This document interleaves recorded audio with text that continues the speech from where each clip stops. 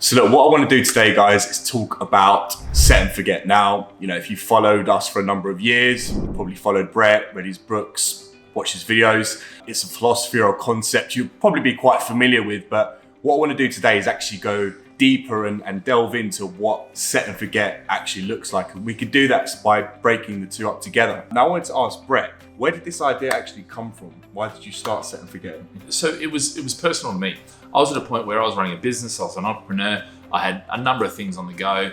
I just didn't have the time to be going out and dealing with maintenance and everything, every aspect of property. And so what I realized, and to be fair, I didn't think of this straight up. I actually made the mistake of thinking I could do it all.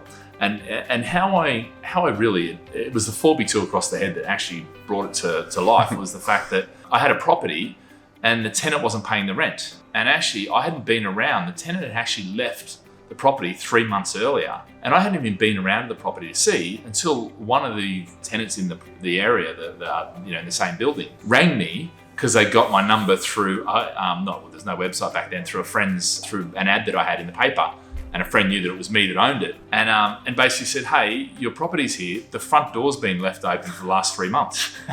And it was like that sort of slap and and it was sort of brought it all down at me to realize that I'm not Superman. I can't do everything. And I needed to change the way I approached it because I was trying to do everything and it just didn't work, And so I think a lot of people, and obviously now this is 5 years on from that point, hundreds of people that we work with, they don't have the time to do it themselves. So it's Absolutely. really the refinement of that. It started off as the 4x2 across the head. Then it was like, what do I need to? And it was actually one of my mentors who said, well, you got a choice. You can either do it yourself or you get someone else to do it for you. It's quite interesting because actually from obviously being in the company, doing what I do, working very closely with clients, and mostly I think with the new investors, a lot of them can't actually fathom this idea of being a sort of backseat investor. They kind of think, the only way to invest in property is by being that traditional landlord who goes out there, does it all themselves, deals with their tenant queries every day. But it doesn't have to be like that, does it? No, and in fact, to a degree, it shouldn't be like that. It's dangerous to be like that in a lot of respects because sure, buying the property, getting involved in that and understanding the mortgages and all that, fine. But when it comes down to managing the property and actually running the property now, there's so much legislation that you can fall foul of. So, I've got a level 3 and I'm currently two exams away from my level 4 qualification in property lettings and property sales, because of the complexities, and we just you have to almost become a lawyer in order to run this business now. So it can be dangerous to think that you can do it yourself. And that legislation is changing so often and things are changing so often. And this is not just in the UK. I'm seeing exactly the same things in Singapore and Australia and in fact, even the US. So there's a lot of changes happening that affect landlords that, if you're a landlord, it's not going to be your full-time job, or it shouldn't be. You want to be this investor, So yeah. And I think that's and the way that the market and the way things are changing so quickly and so rapidly, it puts even more importance in the fact that, you do have to have the right people in place at every level, whether it be your accountants, your legal guys, your 100%. Management company, your strategy guys who are us, all of them have to be getting your ducks in a row, right? 100%. Because it makes the whole thing. And even more than that, if we go back 15, even 10 years ago, you could get away with not knowing because if you made a mistake, the tenant didn't really know that you'd made a mistake. So they weren't aware of it. So it kind of got passed, by. But now there's so many organizations, government pays shelter, I think it's over $100 million a year to advocate for tenants. So they're becoming highly educated. There's now information on websites. They can, a simple Google search and they can find their rights. And the number of times where I go to court to take possession and this guy's here trying to, quote law to us, now a lot of times they don't know what they're talking about and they're misquoting it and all this sort of stuff. But the reality is that level of detail has come about now. So, the set and forget becomes more and more integral. And, that key part of set and forget is getting professionals, that team around you for whatever it is, whether it be mortgages, taxation, whether it be strategy, whether it be structure. Yeah, absolutely. And I think it comes back to, especially the profile of clients that we've worked with over the years, your finance guys, your military guys, your surgeons, whatever, they just don't have the time. No. Their efforts, their time is all in their work. And that's kind of where we've always stepped in and said, look, we're going to give you the strategy. We're going to do all the due diligence. We're going to find you the right project, and then we're going to, give you that team. We're going to give you the legal team. We're going to give you the tax side. We're going to give you the management side of it. So that, look, you are paying for it, but ultimately, that money that you're paying is probably saving you a lot more down the line from what the risks that you could open up if you didn't. If you're doing it well. And it's not even a financial perspective that actually I find. It's actually the peace of mind in knowing, if you go with something and do something in business, you're not going to give a job to somebody who doesn't know what the hell they're doing. You're going to be the most qualified person. And property is no different. And it's interesting because for me, that peace of mind, that level of certainty, which gives you the ability to sleep at night, which gives you the ability to go, you know what, these guys have got it.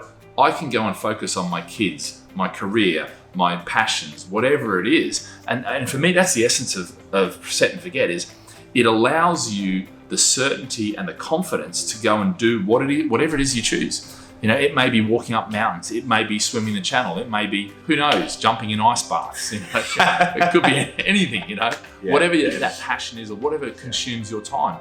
It shouldn't be having to sit there and do the day-to-day stuff with property. Yeah, absolutely. Yeah.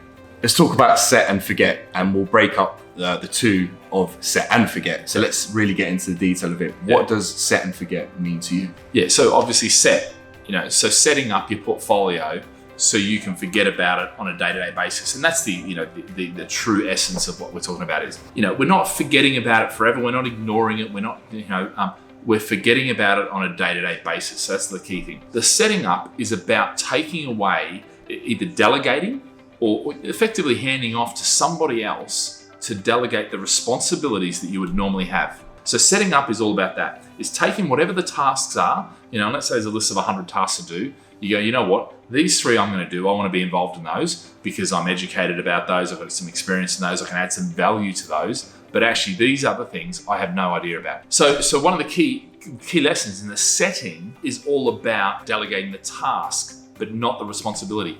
The whole thing that you're going to be doing as you build your portfolio, you're going to be taking responsibility. Ultimate responsibility is all yours. But by delegating tasks to other people, they can get that done, and that leverages your time. We talk about other people's time, other people's money, OPT, OPM. Okay, you've probably all heard it before, but this is taking that concept and making it very practical. So setting up is about all those tasks that you need to set it up so you don't have to be involved in a day-to-day basis. Forgetting it is about how do you manage those on a day-to-day basis? How do you manage them on a monthly basis, on a quarterly, yearly, reviews, those sort of things.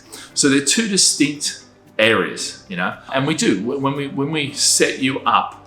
Now, initially, when your first couple of properties, we're not too worried about that because you've got other things to learn, education, and really getting the emotions in check. Yeah. But once you get to that, certainly, 2 level, the 3 to 5 level, that's all about what we call 5 and hold, and that's all about setting up systems. And this is where set and forget really, really takes off and really becomes important. Yeah. Because if you don't do set and forget, by the time you get to 7 to 10 properties, now you're a stressed landlord.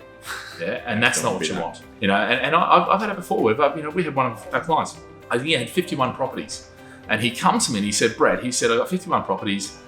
This I don't know what I'm doing. I'm full time. I was a surveyor. I'm now a full time property landlord. What did I do wrong?" And as I worked through our checklist with him in set and forget and worked through the basic fundamentals, it didn't take long for him to realize, oh my goodness. Now I think he was just coming on his 70s, so he should have been retiring, but he couldn't retire because he couldn't see how he could actually step away from that. So you know what? He had, I think it was 51 properties. I think he had 30 or something different letting agents. So he was managing a vast empire from all different things. Now, how many companies do you know have 50 products or 50, let's say 50 products and services, and have 30 different suppliers? It doesn't make sense. Yeah. So simple things like that. And as we started to strip away these, it just becomes simpler and simpler and simpler. And the interesting thing is, and you watch their face change from this frustration where they got the lines, and it's kind of like, and all of a sudden they're like, oh, and it's that realization. Sense of relief. And then the next thing almost immediately is like, oh, and I won't swear, but it's like, how stupid have I been for so long not to set this up when I first set it, and to actually be, in some cases 5, 10, 20 years down the track, having spent their whole life focused on building the portfolio, managing the portfolio. So yeah. So that's kind of obviously a long-winded way of doing it. But I think it's really important because if you get the essence of set and forget, and you learn how to apply it. And maybe we do another video on the detailed bits of, what is this checklist that we talk about? Yeah. What are the elements of that? And when you do that, you realize, actually, yeah, that makes sense, And all these things, it's not rocket science. It makes sense, and it's actually pretty simple. But when you amplify that, on one property it doesn't make a big difference. But when you've got 10 properties, 20 properties, 51 properties, it makes a huge difference. And that's that's what this is all about. Yeah, absolutely. I think that when we sit down with clients as well from the beginning stage, like you said, 1, 2 properties is not going to be too much of an impact then. But as you start building towards those 5, 10, 15 properties, that's when all the components have to really kind of gel together and get all your ducks in a row. But I think one thing that's important is that when clients do come and sit down with us, we're going to manage those expectations more importantly, so that they know what the road ahead entails. The roadmap, and I think that's important. We've got a roadmap that we've been using for many, many years, and that's not something that I just made up. It's something that we evolved into. Now, a lot of it was based on my experience and how I built my portfolio and how I run my portfolio, but actually it's been backed up by hundreds, in fact thousands of clients now that we've worked with over the years, not just in one country. So you could be sitting in Singapore, you could be sitting in US, you could be sitting in South Africa, Australia. Actually, these principles apply in exactly the same way as they do here.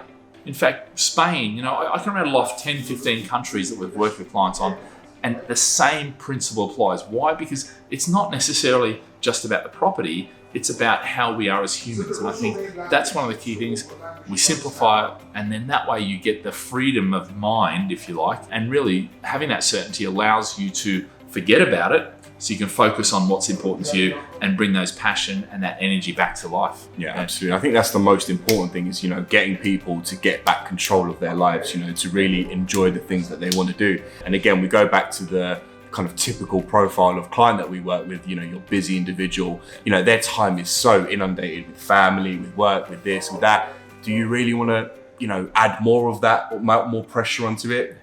Do you really want to do that? And I think in some ways that's probably a deterrent for a lot of people, because without this set and forget concept, they think, managing property, managing tenant, managing this, managing that. Oh no, forget the whole thing, just won't do it. And you're exactly right. If you're sitting there and you're starting off out in property and you think you've got to do it all, you need to learn about 153 things. I made that number up, but a crap load of stuff. Yeah. And the problem is, until you learn all of them with a bit of depth, you're not going to have certainty.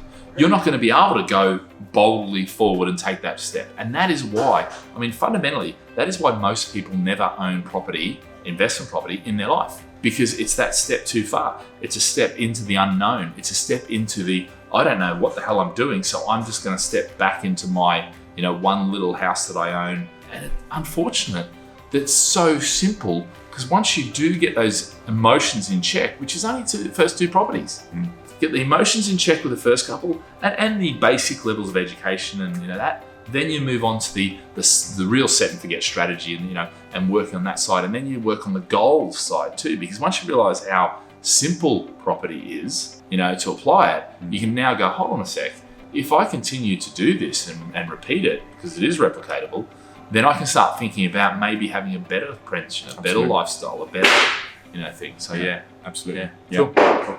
Okay, cheers mate.